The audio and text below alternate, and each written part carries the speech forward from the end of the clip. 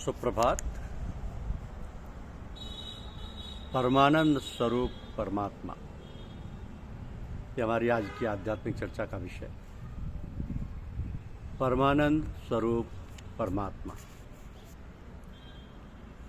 कठोपनिषद में शरीर को रथ, इंद्रियों को घोड़े, मन को लगाम, बुद्धि को सारथी, इंद्रियों के विषयों को रथ के चलने का मार्ग और जीवात्मा को रथी बतलाया गया है।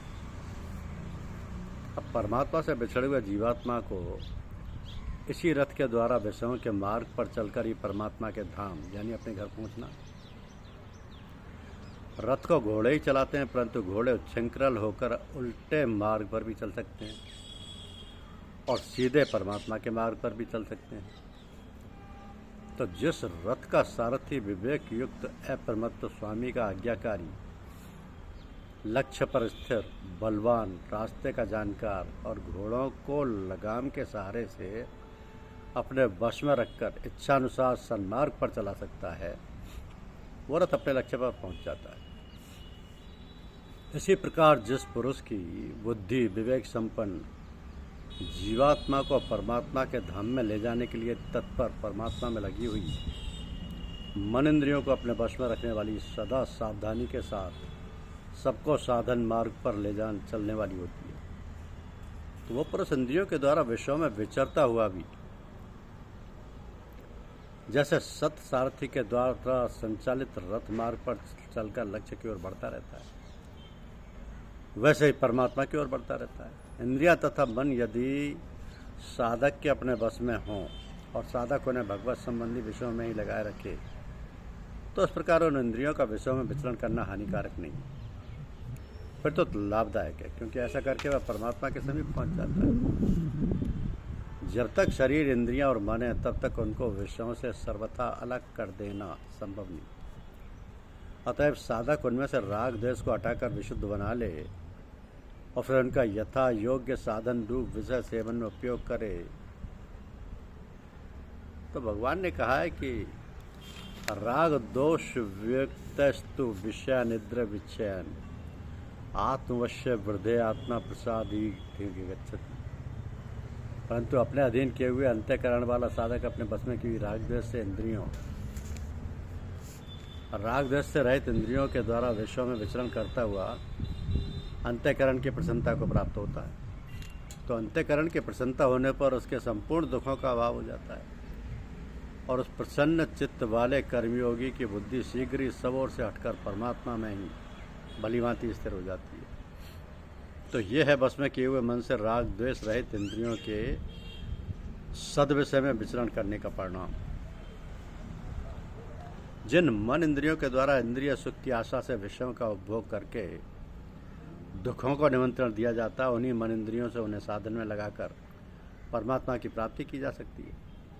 परंतु जिसकी बुद्धि असावधान है, निर्बल है, इंद्रियों तथा मन के अधीन है, प्रमत्त है, लक्ष्य शून्य और परमात्मा को भूली हुई है, उसको यही शरीर रथ विपरीत मार्ग में अग्रसर होकर वैसे ही सर्वथा पतन के गर्त में गिरा देता है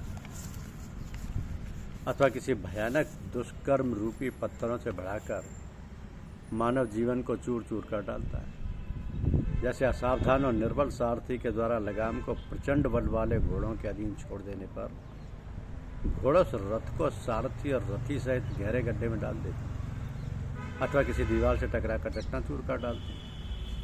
तो विचार करने पर यह पता लगता है कि इंद्रियां स्वाभाविक ही बहिर्मुखी हैं।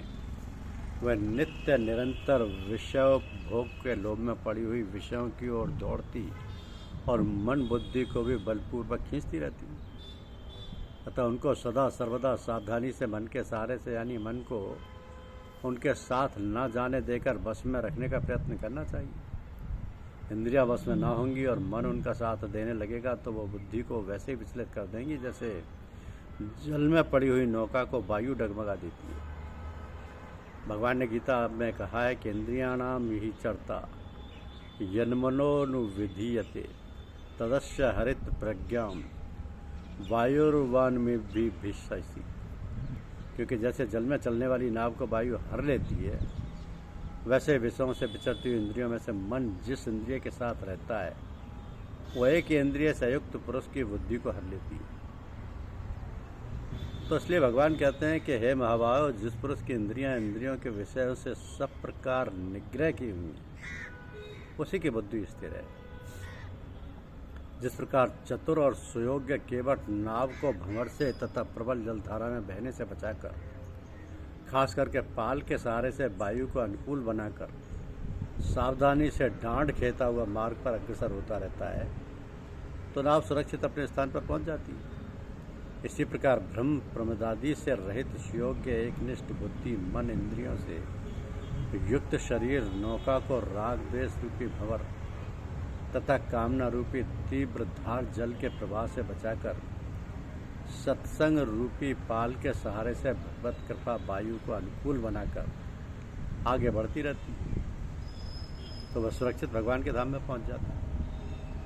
अतएव साधकों को चाहिए कि वह अपने को शरीर, इंद्रिय, मन, बुद्धि का स्वामी मानकर उनके वश में ना हो, बल्कि इंद्रियों को पतनकारक तथा अनावश्यक उनके मनमानी विषयों में जाने से रोककर उनमें रहे हुए राग द्वेष से उन्हें छुड़ाकर मन को वश में करे और बुद्धि को एकमात्र परमात्म निष्ठ निश्चयात्मिका बनाकर परमात्मा में स्थिर कर दे। यथार्थतः ऐसा हो जाने पर तो मन इंद्रियों के द्वारा होने वाले सभी कार्य सहज ही भगवत कार्य बन ही जाएंगे, परंतु इसके पहले साधन काल में भी सादर्श के अनुसार साधन करने से चित्त की प्रसन्नता, निर्मलता प्राप्त हो जाती है और उसके द्वारा भगवत प्राप्ति का मार्ग सुलभ और प्रशस्त हो जाता है।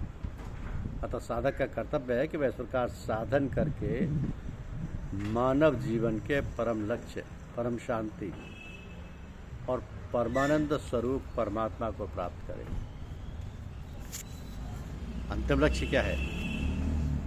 अंतिम लक्ष्य यही है कि वह इस प्रकार साधन करके मानव जीवन के परम लक्ष्य, परम शांति और परमानंद परमात्मा को प्राप्त करें। धन्यवाद।